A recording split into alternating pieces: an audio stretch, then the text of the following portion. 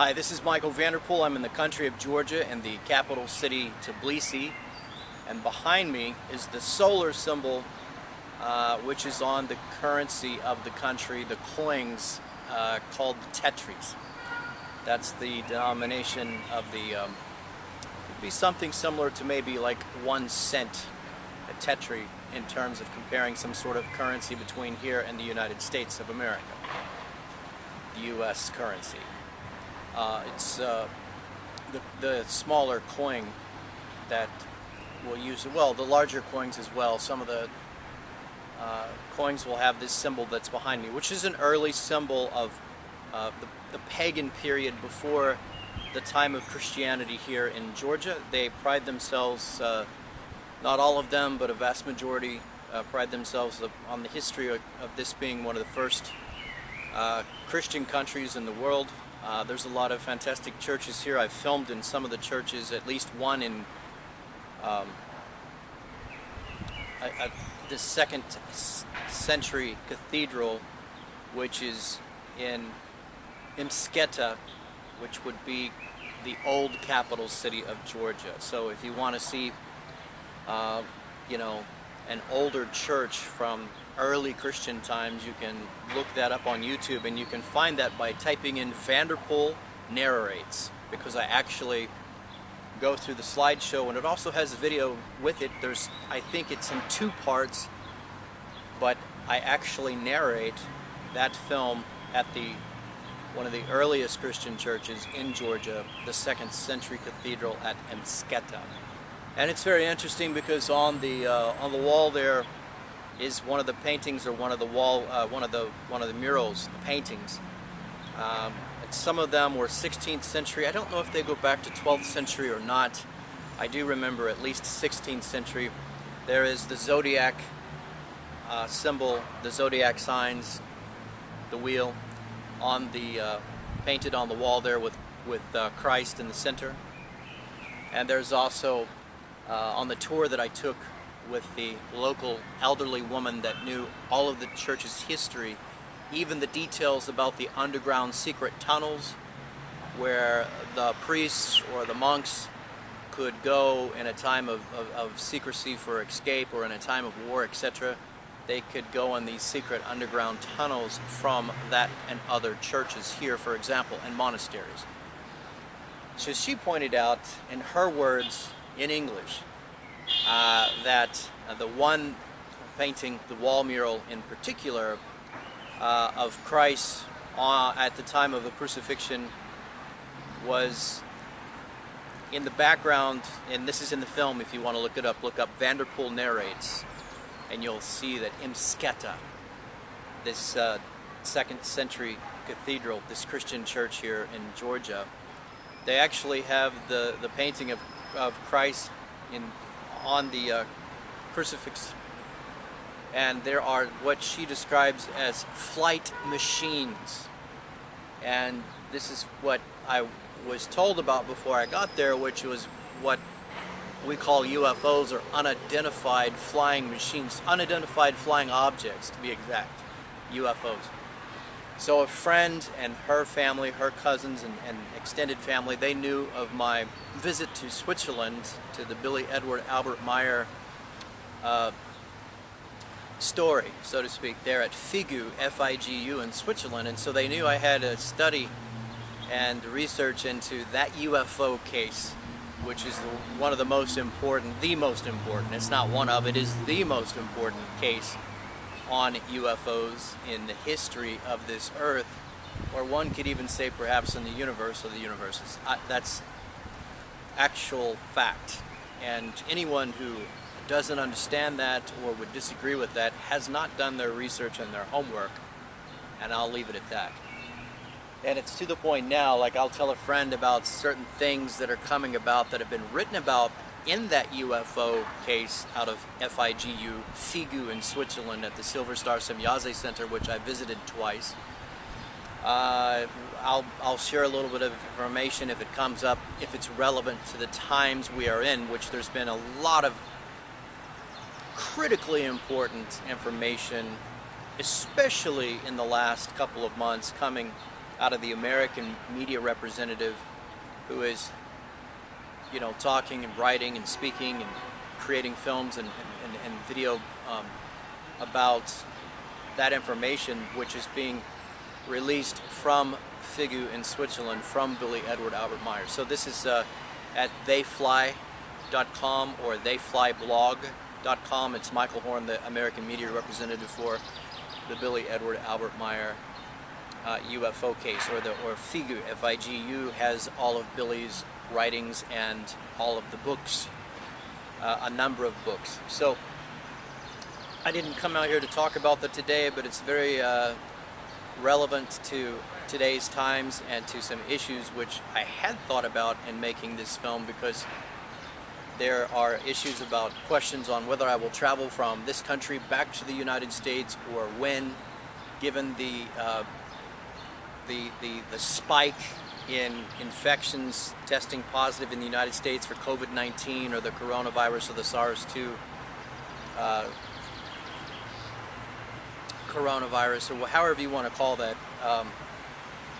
the global pandemic that some had hoped would die down with the heat of summer in certain regions or parts of the world is not happening. The reverse is happening as they come up off of these quarantines or lockdowns in certain areas, especially in the United States that I'm aware of, because I'm following the news a little bit more there than other places.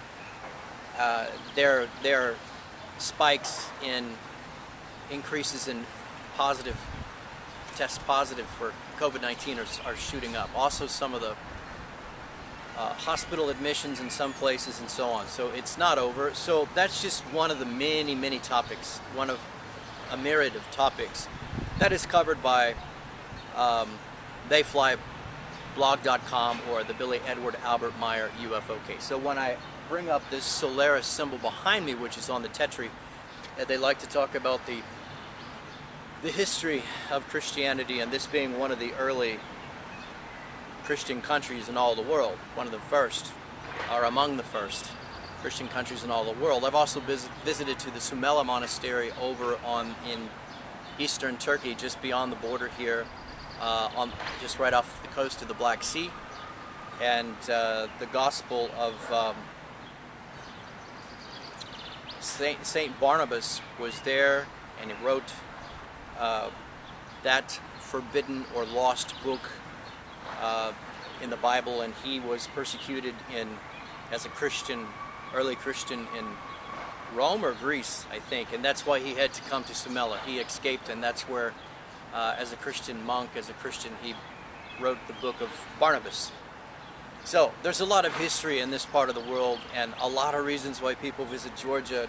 But one of the fantastic things that I began this with is going down to Msketa, making the film. Vanderpool narrates at this church, the 2nd century cathedral, because it absolutely fits in with the topic that I'd already researched and continue to research and study from various sources, and that is the Billy Edward Albert Meyer UFO case out of Switzerland. F-I-G-U, Figu, Switzerland. Or, like I said, if you want to look at the American media representative for that information, that material, it's Michael Horn at theyflyblog.com or theyfly.com. So they knew about that. They wanted me to see that there at that church, or at least make me aware of that, and which, of course, I was, because I'd actually seen these paintings before of early churches on the walls of these early churches around the world, but especially in this region, this area of the world, which does have the history of the very first Christians and Christian churches and Christian monasteries that far predate anything in the United States, of course. So this is the real history, and to see it in 16th century frescoes on the wall or paintings, Christ in crucifixion, and what appears to be very real UFOs.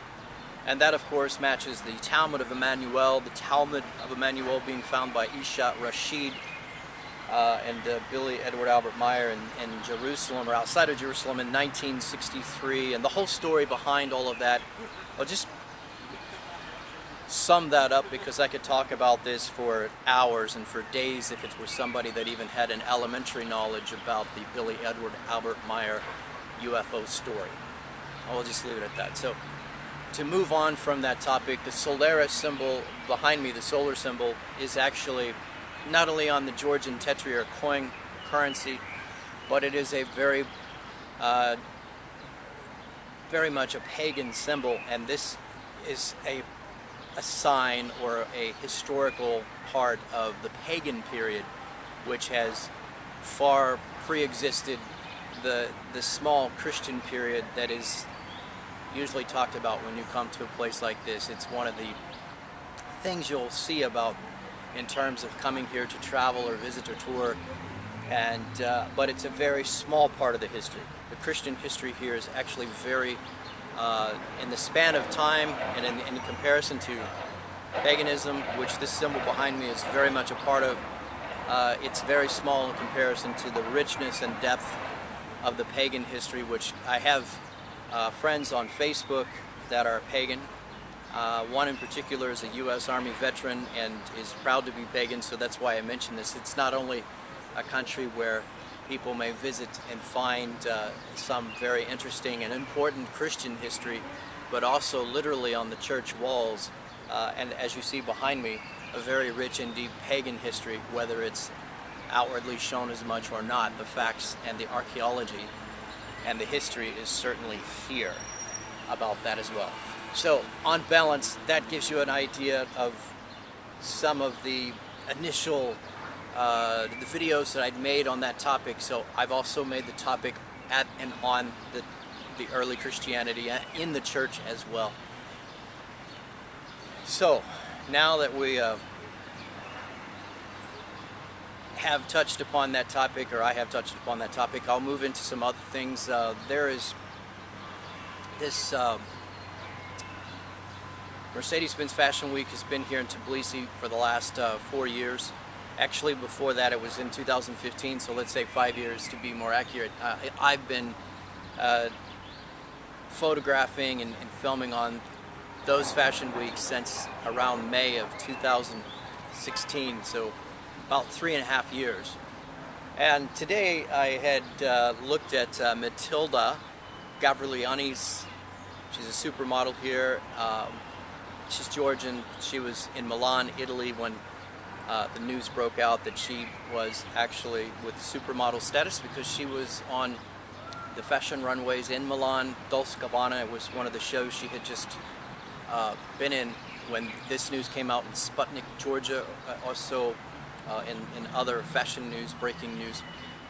And so I have just around that time put together a photo slideshow of the photography of her on the runway in Fashion Week, Mercedes-Benz Tbilisi Fashion Week.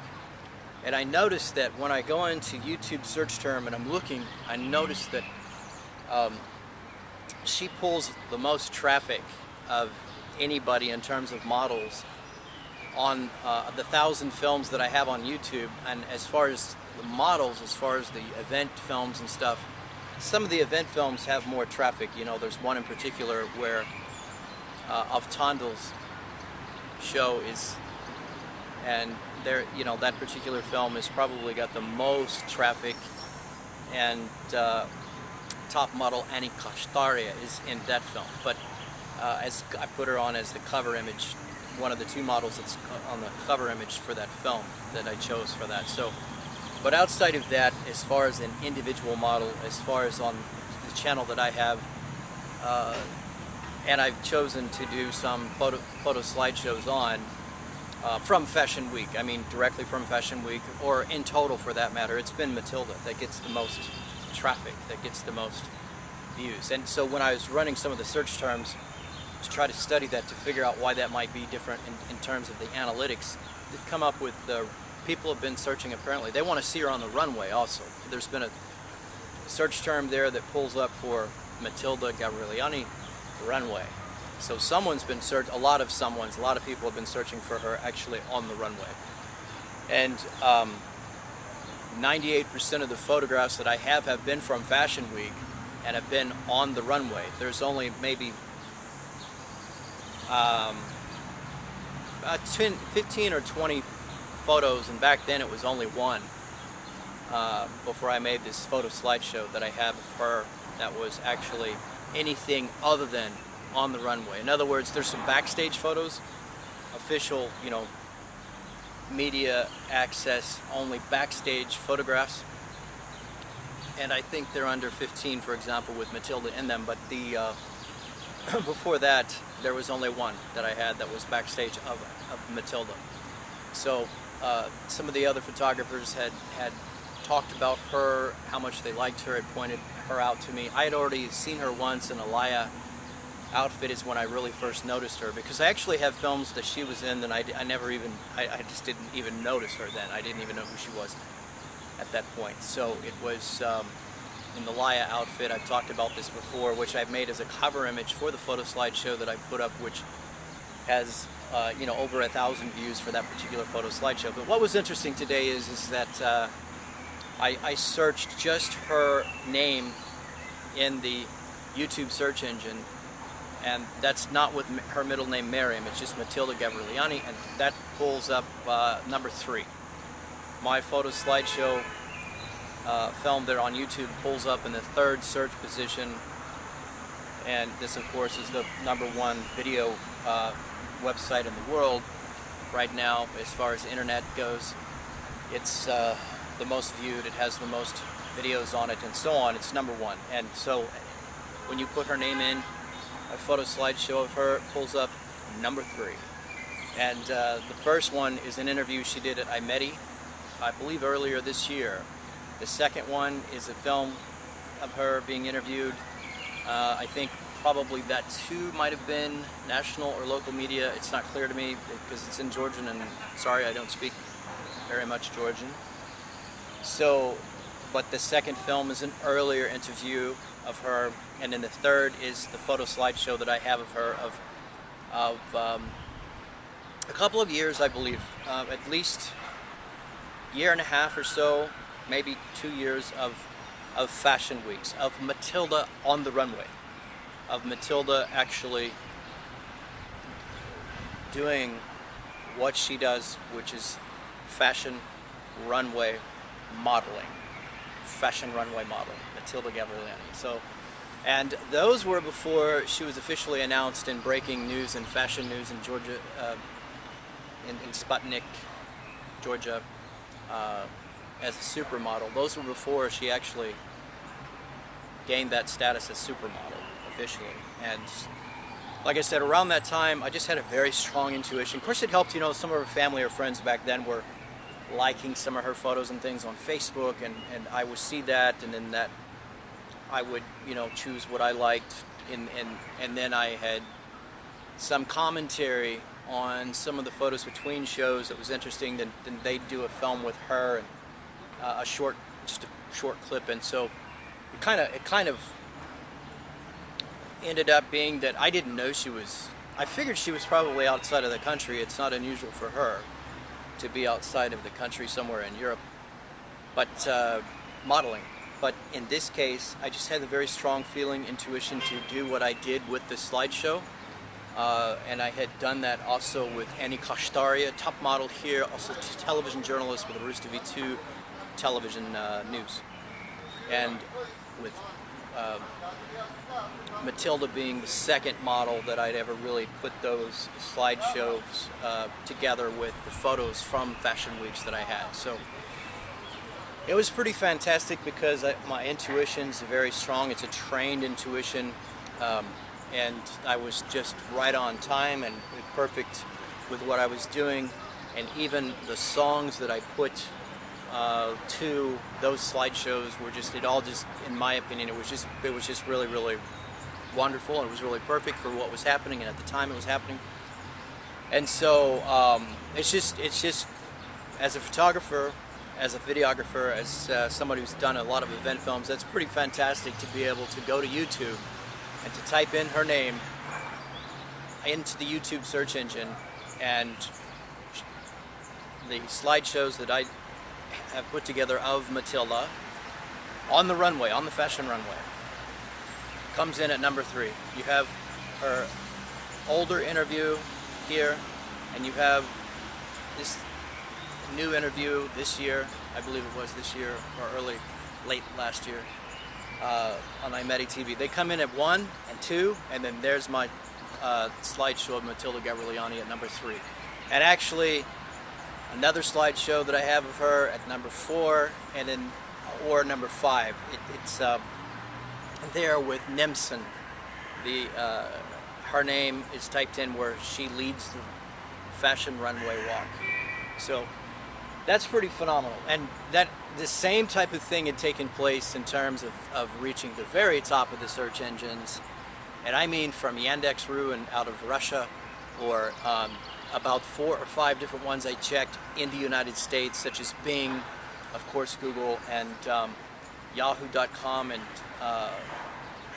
a couple of others there in the United States. And they all were pulling, it's a nano, and a nano has, at that time, and I think I'd seen her search placements last week where she was pulling in terms of searching, and she was across the board, the top 2 or 3, if you search her name. So I mean, that's really phenomenal. Some people would pay, some companies, corporations would pay, quite a bit of money to be able to pull that kind of SEO, search engine optimization, or to be able to get those kind of results when you put in and search for them. So that's pretty phenomenal, actually. It's really, if you know anything about internet analytics and search engine optimization, which I did not necessarily apply or put in all of those tactics or techniques. I did a few things, but not a lot. But for that to be able to pull like that in terms of, what I've done here with the Fashion Weeks, that's just, I think that's pretty phenomenal. But that's what people want. I mean, it's because when you pull in the search, you had, if you have autofill, for example, if you have, you'll see the other search terms pull up, and a lot of times these are other commonly searched terms that they try to pull in that relate, or they're trying to guess what relates to what you might be searching for. And certainly her actually on the runway is something that people really want, and that's what I had a lot of in this slideshow. And the same with Annie Kashtaria. With the Annie Kashtaria, in terms of what I put there for her, Annie Kashtaria's the photo slideshow that I put together on her was 3 years of photos of shows, many different shows. My God, it's many different designers, also from Kazan or Kazakhstan. I think Kazan is Spain. More recently, she's modeling, and just, I mean, this week, even today maybe, but she's released another photo at least. But this week it's been a fashion house and fashion out of France, so French, but also, of course, many Georgian designers, Georgian fashion designers too. So there's a whole list in the photo slideshow that I put together on Annie Kashtaria, where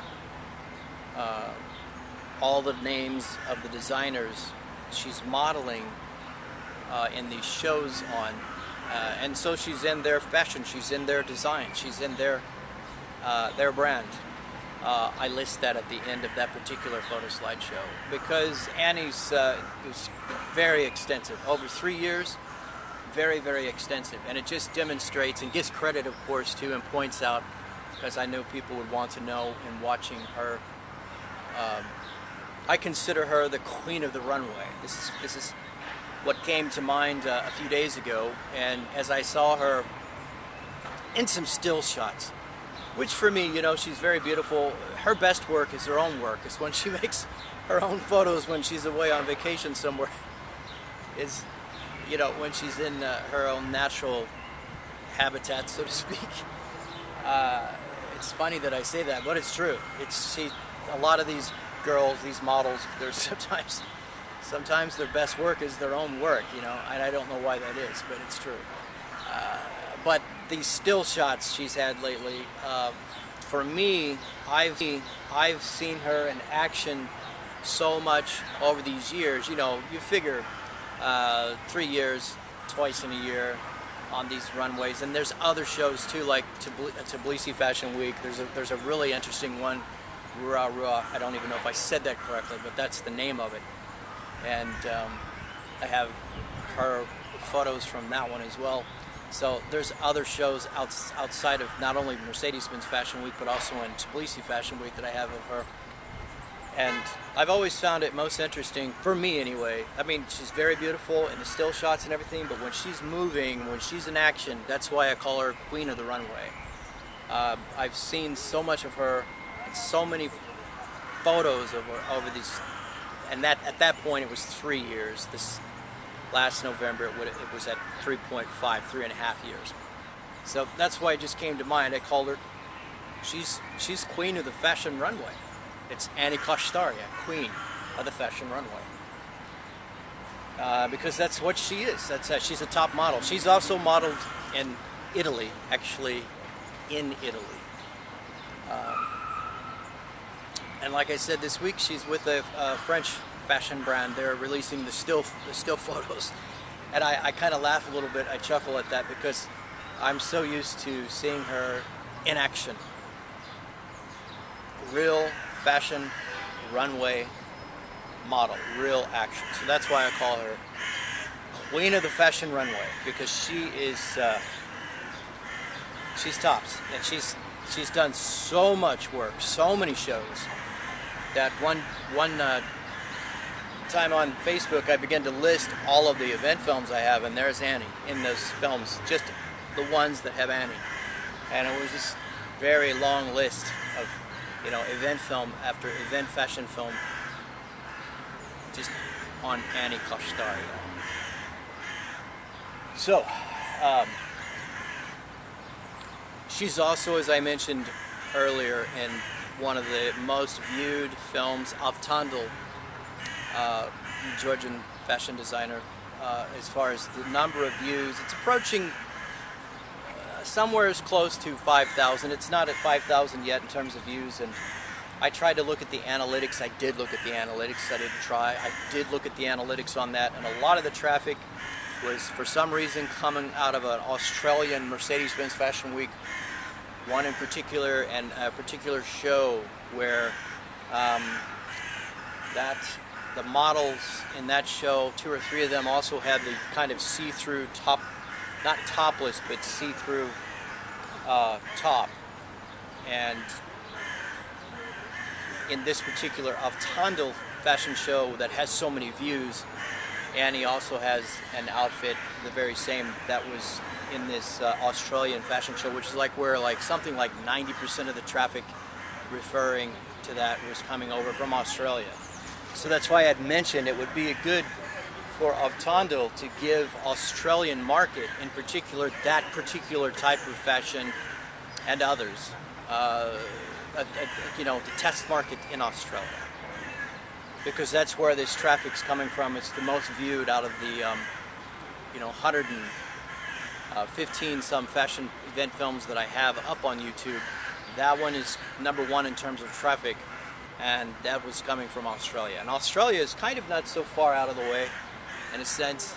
You know, it is kind of the South Pacific region of the world, that corner of the world, if you want to try to put it in some perspective. But it would be, it would sincerely be very worthy for Tandil to give that a test market try, to get fashion over into Australia, and especially to be seen on Australia's Mercedes-Benz Fashion Week. I think they would do very, very well to give that a try. That's just my idea, based on the analytics and a careful study of where all this traffic is coming from. And in fact, I had met a photographer once on one of the Mercedes-Benz Fashion Week shows who was from Australia. What kind of work he's doing, I don't know. I just knew that he introduced himself from there. He did have a relationship with a Georgian woman here, so I'm not sure what, who he was working with or that kind of thing, but we had just talked on Fashion Week there, and he happened to be from Australia. So that's just a shout out to Tandil. I've seen him on shows from, you know, just around. I really think they would do well in Australia. As far as Annie, I had wrote at the time that she could probably go to Australia and become a top model there too. She could very well have that Australian look. No one would know actually where she's from, probably, maybe not. Anyway, I'm kind of half joking, but I'm halfway being serious about that as well. Certainly, there's, you know, hundreds and hundreds, if not thousands of people there that love her in Avtandil on that particular show. And the other models as well. And they love that fashion of Avtandil 73. And the store here I've been to, it's been a long while, but it's actually in one of the most frequented tourist areas here in Tbilisi, and that's down on Tbilisi Street, if I remember right. And if it's still the same location, so Tbilisi Street, you can look up Avtandil -73 on Facebook, and you'll be able to pull up the Facebook page. And it just so happens that Matilda is the one of the cover models there on Avtandil 73 as well right now, last time I checked earlier today. So about Fashion Week and video and film, it's been exciting and to look at the analytics and to see what and where the traffic is coming and try to ascertain why and what search terms to use, keywords, and also, you know, what people are searching for. Why are they coming? Why is what and who and where from? Because it gives it's important to know if you're working with any aspect of this, whether you're doing your YouTube channel or whether you're doing even some sort of fashion-related business type of study. It's just really good information to have. Of course, I took a course in web analytics, so I kind of have a very, very good foundation, at least in a very fast-changing, very rapidly changing field of knowledge, and that is web analytics. I mean, I have an introductory knowledge of it, and that's why I'm studying it, talking about it, and looking at it. So, as far as the fashion shows themselves, it's really magical, really fantastic. There was an article recently by the creative director, Sophie, off of the Mercedes-Benz Tbilisi fashion Facebook page that was passed over. In the article, she's basically saying that, you know, even though they're looking at how the fashion industry is going to change, the fashion shows may be something that they try to make more, you know, with social distancing, the COVID-19, you know, global pandemic, this current challenge, they may try to make it in a format that's, you know, not with the audiences, not with the, you know, the shows per se, or it would be a show with just maybe a photographer or a videographer, you know, the camera crew or television crew, as it were. But Sophie, the creative director of Mercedes-Benz Fashion Week, or Tbilisi Fashion Week, you know, here at the stage said it's very important for Georgia. You know, Georgia's different. It's very important for people to actually be here, to actually come to, you know, really experience the culture, the cuisine, the travel, the country, and the actual shows. And I'd have to agree with that 100%, because there's no way in hell, there's no way, it's not possible to capture, first of all, you cannot capture the beauty of some of the actual fashion on the shows with a camera or television, or even a video camera. And you cannot do, you have to, you know, there is a 3D, a first-hand, you know, perspective, a dimension that is still lacking in film and television. And I'm not here, and neither now nor in the future, to argue that with people, because that's my position, and that's not going to change, because I have years of experience now of going on events, and years before coming on fashion shows of going on events, and there's just no way to replace the actual coming in and seeing things, people, places for yourself, experiencing the energy, the atmosphere, the other people, and especially when that comes to something as important as in particular women's fashion, especially, where you can see and experience everything. But the food is, in my opinion, it's world renowned. The wine is incredible. It's one of the oldest wine countries that goes back to at least 5,000, if not 8,000 or more years. Archaeologically, it's been proven. It's not just a myth or a tourist selling point. The fact is, it's one of the oldest wine cultures and countries in the world. And so the wine and even some of the alcohol made here, such as cha-cha, or the Georgian cognac, Sariashvili, and so on, is among the best in the world, but still reasonably priced in many cases. So, you know, you can't get that. You can't get the culture, the cuisine. You can't see and visit and experience the tourist sites, which many of the fashion show events have been at different sites around the city. They've been in places that are both historical and also in Wine Factory Number 1, for example, or the old wine cellar that used to be, it goes back centuries, that is next to now what is Hard Rock Cafe there, near or on Chachavadze in Vake. It's not possible to get these experiences in a digitized or just only a film-only format. You know, you can get some idea, but it's completely different. So I agree with Sophie on that. You cannot get the value out of Fashion Week by only watching a film. It's impossible. It's the difference between, you know, watching a movie about vacation in Hawaii, for example, and actually going on vacation in Hawaii, being on the beach, having the coconut drink, seeing the sunset, watching the sun go down or the sunrise, and hearing the waves come in. There's just no comparison. So I agree with Sophie on that. But I'll wrap this up and say it's fantastic. It's really, really nice to go to YouTube, put in the search for a supermodel that I have filmed, photographed, a couple of slideshow of photography I've done of her on the runway, on the fashion runway, on Fashion Weeks. And it's pulling in at number 3, just right below her older interview and a newer interview on iMedi TV. And so for me to be able to contribute and be a part of that, as someone that's been on the internet for at least since, I think it goes back to Blue Springs, but it would, heavily so. Let's just bring it to Tbilisi, because we're talking when I was in high school. Okay, that's been quite a long time ago. But we started with an eBay account here in 2005. So just if you look at the last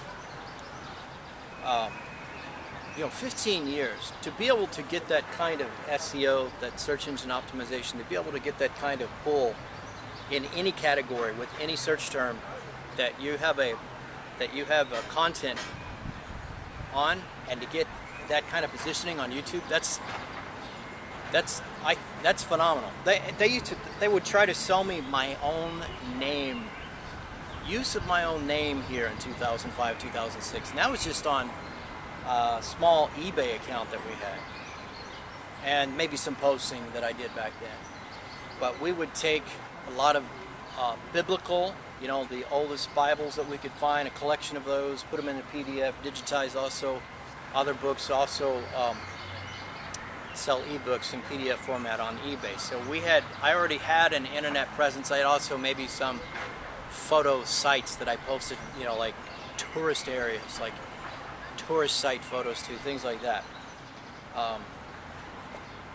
And then I didn't even get started with YouTube until around, maybe it was 2007 or 2008. I think 2008. And one of the first films I posted was on the Silent Revolution of Truth, a commentary about that, which goes back to the Billy Edward Albert Meyer UFO case or story out of Switzerland, FIGU, FIGU. And that was one of the first films that I put on my YouTube channel. So that was not even 15 years ago. But to be able to pull, and I think maybe that's got around, I don't know if it's got around 8,000 views yet or not, but it's quite a few views. It's had from all over the world.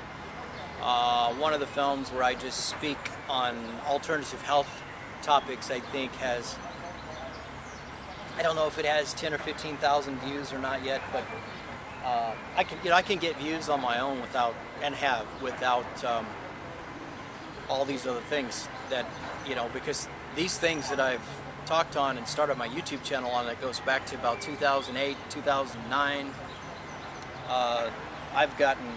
In fact, to be quite honest, I've gotten much more traffic on my own topics that have nothing to do with the country that I'm in, or nothing to do with fashion, for example. I've pulled an incredible amount of traffic just on my, it's in my view, just for someone that's just a YouTuber, someone that's just a videographer, someone that's just creating content. I pulled so much traffic from all over the world early on. So, but in terms of what, like in a situation where you see, like with Matilda, to somebody I didn't even really know on the runway, I didn't know who that was.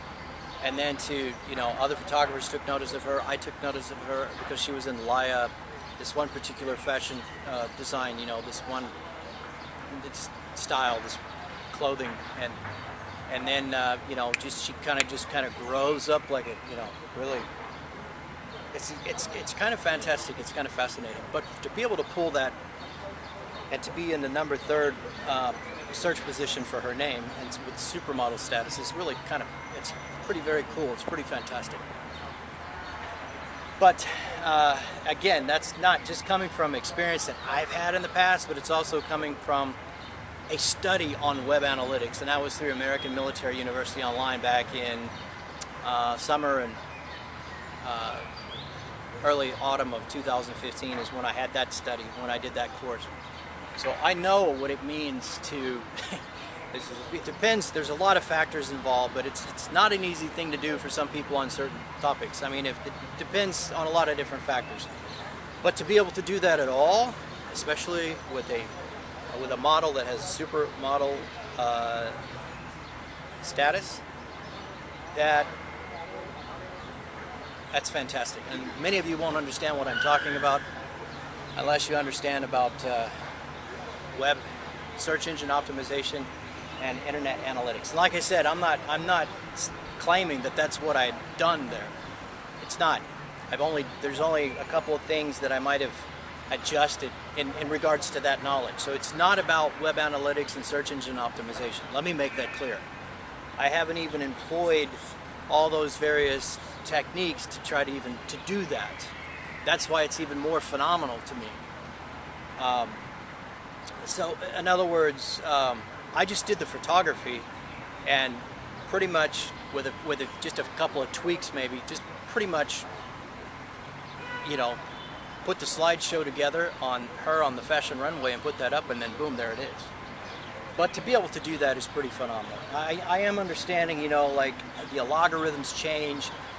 Maybe no one really knows in total how you're ranking and getting ranked in the search engines, and it makes it a little bit frustrating. But the concept would be, at least in theory, in some years ago, as I understood it, would have been based on kind of an intelligent system, artificial intelligence and so on. But a ranking system that would be at least based on authentically created, authentically driven, content. It's about content, the creation of content. Which then you have spam robots and other even paid groups to come in and try to manipulate that aren't sincere, that are trying to push something, sell something that makes the ranking system come into question if it's able to be manipulated like that by various, corporate or private influencers that aren't authentic in their creation of content. Because originally, YouTube was supposed to be about content creators. And, and of course it became more and more commercialized. And there's still this topic discussed on various YouTube channels about how that's working or how it's not. And the competition is, and people that are considering leaving YouTube or staying on YouTube and all that. And I didn't come here to talk about that. I don't really want to talk into that. But I do want to make one last point. I'm not saying that my knowledge, which is just introductory, it's just very, very introductory, and it goes back to 2015. And web analytics changes so quickly, so rapidly, and it can change from day to day instantly with the developing technology, with developing factors of all kinds. The internet is, after all, worldwide. So, but for those that understand anything, just even the basics about search engine optimization or web analytics, to be able to go to YouTube and type in a title of a video that you have, or in this case, have a slideshow, photography slideshow on a supermodel, and to be able to come in at number 3 on that, and also number 4 and number 5 on that, just only after her interviews, is really, really phenomenal. So that's pretty cool. For a videographer, for a YouTube content creator, for a photographer, someone that does understand the introductory knowledge and the basics of web analytics, that is phenomenal. Most of you won't understand that, that's okay, but other content creators out there, you got me, and you know what I'm talking about. Have a nice day.